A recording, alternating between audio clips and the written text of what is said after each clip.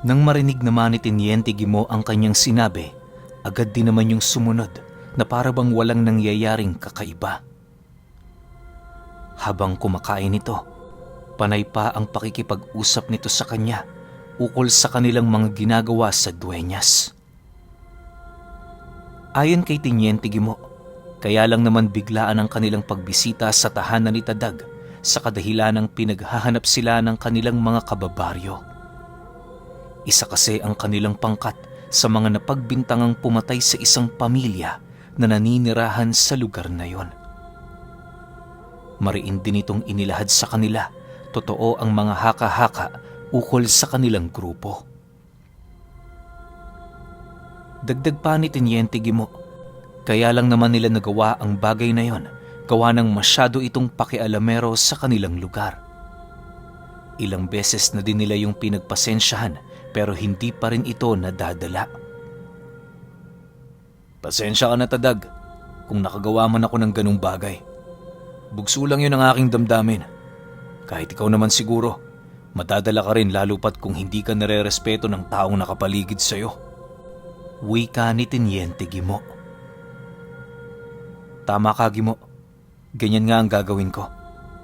Alam mo kasi, likas na talaga sa ugali ko na iligpit ang mga banta bago pa ako maunahan ito. Sagot naman dito ni Tadag. Matapos naman yung marinig ni Teniente Gimo, bahagya naman yung natigilan na parabang meron itong malalim na iniisip. Bagaman kitang-kita ni Tadag ang pagkatulala nito, hindi niya pa rin gaanong mawari kung ano ba ang iniisip ng kanyang kaibigan. Makalipas pa ang ilang minuto, agad namang nagpaalam ang pangkat ni Teniente Gimo na babalik na sila sa duenyas. Hindi naman yun pinigilan ni Tadag sa kadahilan ng pakiramdam niya. Palagi lang silang mapapasabak sa labanan sa tuwing naroon ang pangkat ni Teniente Gimo. Sa pagkawala ng grupo nito, agad din namang nag-usap-usap ang mga tauhan niyang antingero ukol sa naging asal ng aswang. Labis kasi sila noong nagtaka, gawa ng yon ang unang beses na mangyari ang bagay na yon sa grupo nila. Maya-maya pa, bigla namang lumapit ang isa sa kanyang mga kasama habang nagwiwika ito ng, Manong Tadag, parang merong ngayong kaduda-duda sa kinikilos ni Gimo ah. Hindi ho ba kayo nababahala man lang? Noon pa man, iba na talaga ang kutob ko sa pangkat nila. Yung tipong kahit kinaibigan mo na, parang wala pa ring magandang gagawin. Hayaan mo lang. Tandaan mo, hindi tayo maaaring gumawa ng hakbang nang walang pruweba. Kung may masama silang binabalak sa atin, paunahin natin sila. Walang sikretong hindi sumisingaw. Ultimo ang bangkay na ilang metro nang nakabaon sa lupa. Gagawa at gagawa pa rin niya ng paraan para mabunyag ang misteryo sa likod ng kanyang kamatayan. Sagot naman dito ni Tadag. Matapos ang kanilang pag-uusap, inabisuhan din niya ang kanyang mga tauhan na mag-iingat sa mga susunod na araw. Maliban kasi sa hindi pa nila kilala ang kanilang mga kaibigan, dagdag din sa kanilang pasakit ang nakaambang panganib sa panig ng mga wakwak. Lumipas ang araw na yon, nagimbal ang grupo nila Tadag nang mabalitaan nila ang pagkamatay ng dalawa niyang tauhan. Natagpuan ang bangkay nito sa talahiban na lasug-lasug na at hindi na gaanong makilala.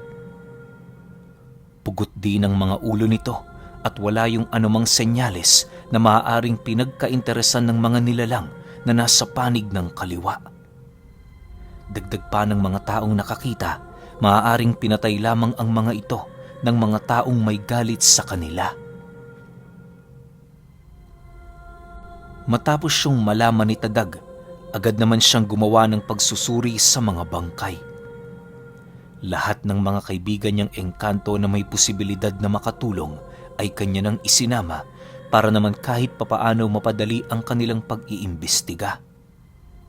Nangako din siya sa pamilya ng mga tauhan niya, mapapanagot ang sinumang may sala.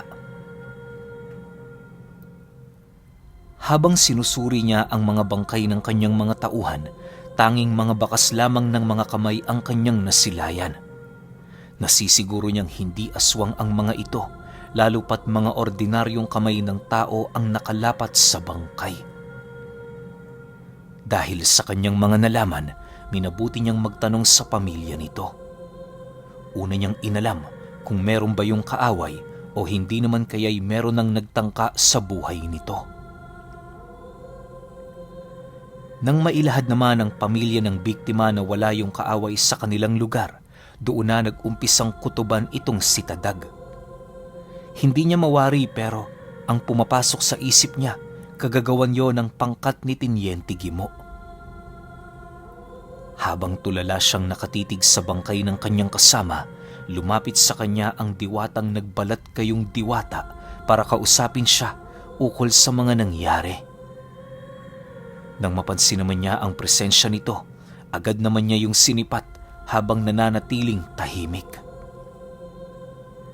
Sundin mo kung ano ang iniisip mo, sapagkat merong posibilidad na yan ay totoo. Nasa paligid mo lang sila at naghihintay ng iyong pagbagsak. Wika ng diwata. Kasabay ng pagwika nito, ay siya namang dahan-dahan itong pag-alis sa kanyang kinaroroonan. Makalipas lang ang ilang minuto, minabuti na din ni Tadag na lumabas para magpahangin. Hinayaan na din muna niya ang kanyang mga kasamang makapagluksa, gawa ng alam din niyang kanina pa yung nagtitimpi. Habang nakaupo si Tadag sa labas ng bahay, napansin niyang napakatahimik. Alam niyang may mga nagsisigawan sa loob pero tila bang hindi niya yon naririnig. Maya-maya pa, pagramdam niya ng malamig na simoy ng hangin na dumapo sa balikat niya, bigla naman siyang natigilan nang makasilay siya ng isang kulay puting kamay na dahan-dahang humahawak sa kanyang braso. Pagsilay niya dito, bumungad sa kanya ang maamong pagmumukha ng kaptan na nakangiti habang siya ay pinagmamasdan. Sa pagtitigan nilang dalawa, agad naman itong itinuro sa kanya ang napakalawak na lupain sa lugar. Sa pag-ikot ng paningin ni Tadag, nasipat niya ang kagandahan at kapangitan ng lugar. Noong una, hindi niya pa yon lubos na nauunawaan, subalit nang ipaliwanag na yon sa kanya ng kaptan, doon na dahan-dahang naliliwanagan ang kanyang kaisipan. Palaging nakadepende ang iyong buhay sa aspetong iyong titingnan. Kagaya ng mga punong yan, piniling umusbong sa lupang walang nutrisyon. Lumaki sila, nagkaroon ng dahon, pero hindi mo maipagkakaila ang kawalan nila ng sustansya. Subukan mo silang ilipat sa magandang lupa, manghihina at mamamatay sila. Wika ng kaptan. Matapos nitong makapagsalita, agad din naman yung naglaho na parabang nag-iwan lamang yon ng isang talinhagang salita sa kanyang isipan. Halos ilang oras din yung inisip ni Tadag hanggang sa dumating ang puntong na pag-isip-isip niya na maaaring merong kinalaman ng mga sinabi nito sa pag-uugali at pananaw ng isang tao. Dahil dito, sinubukang tuklasin ni Tadag ang matalinhagang pahayag ng kaptan. Habang patuloy niya yung pinag-iisipan, hindi niya namalaya ng pagdating ng matandang dating pinuno ng angkan ni Tiniente Gimo. Pagsilay niya ritong umupo sa kanyang tabi, hinayaan lang naman niya ito, lalo pat malalim ang kanyang iniisip. Makalipas lamang ang ilang minuto, kinausap siya ng matanda ukol sa mga nangyari at sa pakikiramay nito. Iho, nakikiramay ako sa pagkawala ng mga kaibigan mo. Pasensya ka na, hindi ko gaanong natunugan kung sino ang may gawa. Medyo naging abala din kasi ako, kaya hindi ko natutukan ang nangyayari sa baryo. Alam kong malungkot ka pa sa mga oras na ito, pero kinakailangan mong malaman. Gumagalaw na ang pamilya ng mga wakwak. Ilang linggo lang, narito na sila. Naaamoy kong kahit may nararamdaman sila ditong banta, ipagpapatuloy pa rin nila ang kanilang pag-aani. Seryosong wika ng matanda. Matapos naman yung marinig ni Tadag, bigla namang nabaling ang kanyang atensyon sa mga bagay na sinabi nito. Halos sa loob ng ilang buwang pananatili niya sa baryo ng mga antingero, animoy nalimot na niya ang tungkol sa bagay na yon. Hindi na rin nila ito nabibigyang pansin noong mga nagdaang araw na parabang siguradong sigurado na sila na hindi na manggagambala ang mga nilalang na minsan nilang nakalaban. Sa pagpapatuloy ng kanilang pag-uusap, mariing inilahad ng matanda sa kanya na huwag munang tumalon sa konklusyon hanggat wala pang malalim na basihan. Nasisiguro kasi ng matandang yon na ang pangkat ni Tiniente Gimo ang kanyang pinagdududahan dahil sa yun din ang naging salaysay ng iba pa nilang mga kaibigan. Dagdag pa nito, meron siyang tiwala sa angka na kanyang kinagisnan. Nasisiguro niyang wala sa pag-uugali ng mga ito ang magtraidor sa mga nilalang na kanila rin namang napapakinabangan. Dahil sa naging salaysay sa kanya ng dating pinuno nila Tiniente Gimo, kung kaya't kahit papaano, medyo kumalma na rin ang kanyang nararamdamang galit sa pangkat nito.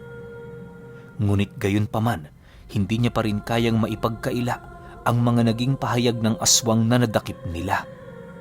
Alam niya sa kanyang sarili na kahit ano pang gawin ng matanda, hindi yun sapat upang mapabilog ang kanyang kaisipan.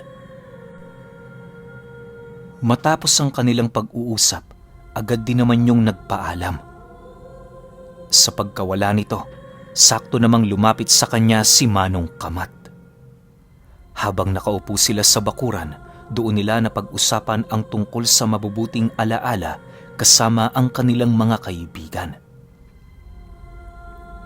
Ayon sa matandang albularyo, kahit patay na ang mga ito, patuloy pa rin yung mabubuhay sa kanilang mga alaala. Mariin din itong inilahad sa kanya. Hindi ito papayag na walang mapapanagot sa pagkamatay ng dalawa. Dagdag pa ng matanda, napakasakit para sa kanya ng mga pangyayaring yon, lalo pat ramdam niya ang potensyal ng mga antingerong napaslang. Ano na ang plano mo ngayon, Tadag? Alam kong hindi ka na makakapayag na maulit pa ang ganitong pangyayari. Papakawalan mo na ba ang iba? Sisisihin mo ba ang iyong sarili sa mga nangyari? Tandaan mo, wala kang kasalanan sa mga bagay na ito. Hindi natin ito ginusto. Sadyang may mga demonyo lang talagang naghihintay para makapanlamang. Wika ni Manong Kamat. Nang marinig naman yon ni Tadag, minabuti niyang huwag gaanong pairalin sa kanyang sarili ang emosyon. Naniniwala siya na sa oras na mabalot ng emosyon ng tao, bumababa ang karunungan nito. Hindi na yon gaanong nakakapag-isip ng mga pamamaraang magbibigay sa kanila ng solusyon sa problema. Lumipas ang mga araw, wala siyang ibang ginawa kundi hanapin ang may sala. Yung 4 niyang kasama, pinagbakasyon niya na muna. Iniwasan na din niyang magpapasok ng kung sino-sino sa kanyang lupain upang masigurong hindi siya malalagay sa alanganin. Sa paglipas pa ng mga oras, nanatili pa ring palaisipan para sa kanila ang mga nangyari. Si Manong Kamat, ginawa na ang lahat ng pamamaraan para matukoy ang may mga kasalanan, ngunit tanging bakas lamang ng presensya ng mga ito ang kanyang natuklasan. Nasisiguro din niyang bago yun sa kanyang pakiramdam, kung kaya't wala siyang ibang mapaghinalaan. Dahil dito, nag-umpisa na silang magduda sa lahat ng mga nilalang na nakapalibot sa kanila. Kahit mga simpleng manlalason sa lugar, hindi nila ipinagsasawalang bahala, gawa ng medyo nababahala na rin sila, lalo pat sa kabila ng kanilang mga abilidad, naging isang misteryo pa rin sa kanila ang tungkol sa pagkamatay ng dalawa nilang kasama. Inakala din nila Tadag na wala na silang malalaman ukol sa pagkamatay nito, pero nang dumating ang pangkat ni Tiniente Gimo, doon na dahan-dahang nagbago. Isang hapon, habang nananabako si Tadag kasama si Manong Kamat, nasipat nila ang grupo ni Tiniente Gimo na naglalakad. Pagsilay nila sa mga ito, hindi nila mawari ang bigat ng kanilang pakiramdam, gawa ng animoy ang turing na nila sa pangkat ni Tiniente Gimo ay mga kalaban. Paglapit nito sa kanilang kinaroroonan, hindi na nagdalawang isip si Tadag na kumprontahin ang mga ito ukol sa pagkamatay ng dalawa niyang kaibigan. Nang maramdaman naman ni Tiniente Gimo ang init ng ulo ni Tadag, bahagya muna yung napadistansya habang patuloy siyang tinatanong ukol sa mga nangyayari. Bakit ho, Manong Tadag? May nagawa ho ba kaming kasalanan sa inyo? Pasensya na ho kayo kung ilang araw kaming hindi nagpakita. Marami lang talaga kaming ginagawa eh. Wika ni Tiniente Gimo habang hindi makatingin ng derechahan sa kanya. Matapos naman yung marinig ni Tadag, minabuti niyang pag-isipan ng mga bagay na kanyang isasagot. Nang akmang magsasalita na siya, bahagya naman siyang pinatigil ni Manong Kamat, gawa ng nasisiguro nitong hindi na niya nakokontrol ang kanyang emosyon. Pagtayo ng matanda, seryoso naman yung sumagot kay Tiniente Gimo nang, Pasensya ka na, Gimo. Marami lang kasing bagay ang nangyari habang wala kayo rito. Hindi naman sa pinagdududahan namin kayo, pero wala na kasi kaming maisip na paraan ukol sa pagkamatay ng trabahador nitong si Tadag. Sa ngayon, mas mainam na tayo'y magkaintindihan na lamang. dahil sa sinabi nito, doon na naunawaan ni Tiniente Gimo ang mga nangyayari. Matapos ang kanilang pag-uusap, agad naman yung umalis ng hindi umiimik. Ni pagtitig kay Tadag ay hindi nito nagawa na parabang nagkikimkim din yon ng galit dahil sa pangbibintang ng dalawa sa kanyang grupo. Sa pag-alis ng pangkat nito, kahit papaano nakahinga naman ng maluwag itong si Tadag. Nais niyang saktan at patayin ang pangkat ni Tiniente Gimo, pero pinipigilan siya ng mga alaala niyang kasama ang grupo nito. Makalipas pa ang ilang oras, minabuti niyang ituon sa ibang bagay ang kanyang wisyo. Hindi na muna niya inisip ang pangkat ni Gimo para naman kahit papaano maibsan ang galit niya dito. Sa paglubog ng araw, habang nag-uusap sila ni Manong Kamat, muli na naman silang natigilan ng masipat nila ang pagdating ng dating pinuno ng angkan ni Tiniente Gimo. Sa paglapit ng matandang yun sa kanila, ito na mismo ang naglahad ukol sa mga nakalap nitong balita. Ayon sa matanda, tama ang hinala nila Tadag. Ang grupo ni Tiniente Gimo ang pumatay sa dalawa niyang kasama. Bagaman hindi niya alam ang eksaktong rason ng grupo, nasisiguro niyang yon ang may sala dahil sa mga bakas na naiwan nito sa kanilang mga biktima. Dagdag pa ng matanda, inabot siya ng ilang araw sa pananaliksik para lamang mapatunayan ang alegasyon na yon. Nasa iyo na iho ang pagpapasya kung pagtitiwalaan mo ang mga salita ko. Hindi ako naninira, bagkus ay nagsasabi lamang ako ng totoo. Masakit man sa akin na malaman ang bagay na ito, pero wala na tayong magagawa. Nangyari na ang mga dapat mangyari. Wika ng matanda sa kanila. Dahil sa sinabi nito, labis-labis naman ang naramdamang galit ni Tadag kay Tiniente Gimo. Sa isip-isip niya noon na kung nandoon lang yun sa kanyang harapan, maaaring pinaslang na niya ang pangkat nito. Sa pagpapatuloy ng kanilang pag-uusap, nagdesisyon silang tatlo na hanapin ang pangkat ni Tiniente Gimo ora mismo. Hindi na sila nagsayang pa ng oras, gawa ng ang ikinakabahala nila baka tumakas ang grupo nito. Matapos nilang makapaghanda, agad namang tumawag ng dalawang sigbi ng matanda. Pagdating ng mga nagsisilakihang aso sa labas ng kanyang lupain, dali-dali naman nilang binagtas ang daan patungong Dueñas. Hindi nila alintana ang layo nito, lalo pat meron silang mahalagang pakay sa grupo. Sa pagbagtas nila ng daan, hindi pa man sila nakakalayo, bigla naman silang natigilan ng tumambad sa kanilang harapan si Teniente Gimo at ang 8 nitong aswang. Nanlilisik ang mga mata ng nilalang na yon na parabang nakapagdesisyon na yung makipaglaban.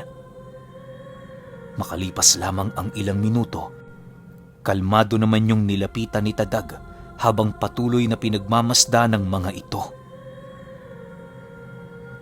Bakit nyo ginawa ang bagay na yun, Gimo? Ano bang kasalanan nila? Hindi man lang ba kayo nagsisisi sa inyong mga ginawa? Pinagkatiwalaan nila kayo. Alam kong hindi sila basta-bastang mawawala kung hindi nila kaibigan ng mga demonyong pumaslang sa kanila. Pinagsisisihan ko talaga na naging kaibigan pa kita. Wika ni Tadag sa harapan ng mga ito. Matapos niyang makapagsalita, agad naman niyang binunot ang kanyang latigo, pagpapakita na nakahanda na siyang makipaglaban sa grupo nito. Nang marinig naman ni Teniente Gimo ang kanyang sinabi, mahinahon lang naman yung tumingin sa kanya habang sumasagot ng, Bakit, Tadag? Ano ba ang bilang ng dalawang yun sa grupo? Wala naman silang silbi. Dagdag lang sila sa mga alalahanin mo. May mga dahilan din ako kung bakit ko ginawa ang bagay na yon. Dagdag pa ni Teniente Gimo na kaya lang naman niya nagawa ang bagay na yon gawa ng ayaw niyang magkaroon ng pabigat sa kanilang samahan. Nasisiguro kasi nito na sa mga susunod na digmaan, maaaring yun lamang ang magpapabigat sa mga labanan. Kung magkataon, magiging isa din yun sa mga dahilan ng biglaang pagbagsak ni Tadag at ng kaptan. Nang marinig naman ni Tadag ang sinabi nito, mas lalo pang tumindi ang kanyang galit kay Teniente Gimo. Sinabihan niya yung wala yung karapatan para magdesisyon sa ganoong bagay. Naniniwala si Tadag, lahat ng nilalang ay merong puwang sa pagbabago at pag-unlad. Sa pagpapatuloy ng kanilang pag-uusap, tila bang walang intensyon itong si Teniente Gimo na pagsisihan ang mga bagay na ginawa ng kanyang pangkat. Makalipas pa ang ilang minuto, nang hindi na nila madala sa pag-uusap ang sitwasyon, minabuti na lamang nilang maglaban. Pagsilay ni Tadag na animoy sinisindak pa siya ng mga ito, agad naman siyang nag-ipo ng pondo sa kanyang kamay bilang paghahanda sa nalalapit nilang duelo. Maya-maya pa, nang masipat na nila ang pagpapalit anyo ng pangkat ni Teniente Gimo, doon na nila unti-unting nararamdaman ang pagtaas ng tensyon sa lugar. Hindi natin kailangan maglaban, pero para panigan mo ang aming pasya at dahilan, ito lamang ang naiisip kong paraan. Wika ni Teniente Gimo kay Tadag.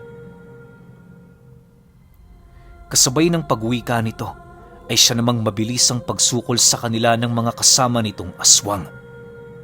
Matapos naman nila yung masilayan, nanatili lang naman sila sa kanilang kinaroroonan, nagmamasid at nakikiramdam. Bago pa man mag-umpisa ang labanan sa pagitan ng kanilang grupo, nagdesisyon ng dating pinuno nila Teniente Gimo na makipagduelo dito. Ayon sa matanda, hindi niya papahintulutan ng ganoong pag-uugali ng isang aswang, lalo pat kabilang yon sa lahi na kanyang pinagmulan. Dagdag pa nito na sa lahat ng ugaling pinakaayaw niya ay ang pagiging traidor sa kapwa. Tadag, ibigay mo sa akin itong sige mo. Hayaan mo nga ako ang magsakatuparan ng galit diyang namumuo sa puso mo. Wika ng matanda. Nang marinig naman ni Tadag ang sinabi nito, mariin naman niya yung tinutulan, lalo pat hindi rin basta-basta ang kakayahan ni Teniente Gimo. Nasisiguro niyang marami pa yung pamamaraan na hindi pa nito ipinapakita sa kanila. Dagdag pa ni Tadag na kahit dating pinuno ang matandang yun sa kanilang angkan, may posibilidad na nalampasan na ni Teniente Gimo ang lakas nito. Matapos naman yung marinig ng matanda, ngumiti lang naman ito sa kanya habang nananatiling tahimik. pagharap nito sa kinaroroonan ni Tiniente Gimo, dahan-dahan naman yung nagpalit ng anyo. Sa isang iglap, bumungad sa kanyang mga mata ang isang dambuhalang aso na nakatayo. Unti-unti ding lumapit sa matandang yon ng dalawa nitong sigbin bilang paghahanda sa nalalapit nitong duelong kahaharapin. Okay, sabi ko na nga ba sabi ko na, talagang traidor tong si Tiniente Gimo. Pero hindi pa rin sa akin malinaw lahat kung bakit niya ginawa yon. Kasi ang pagkakasabi lang niya rito sa episode na to magiging pabigat lang kay Tadag yung dalawang albularyo na yun, which is mga kaibigan nila yun So bakit nila yun papatayin? Pero ang pinakahinihintay ko rito, yung duelo ng dalawa ni Tiniente Gimo tsaka yung dati nilang pinuno. Kasi iisa sila ng angkan na pinanggalingan So paano nga kaya? Nalampasan na kaya ni Tiniente Gimo yung kakayahan ng matanda? O madadaig siya nitong matandang to? Masasagot lahat yan sa episode 14. Bukas yun. Pahintay na lang ako. Salamat.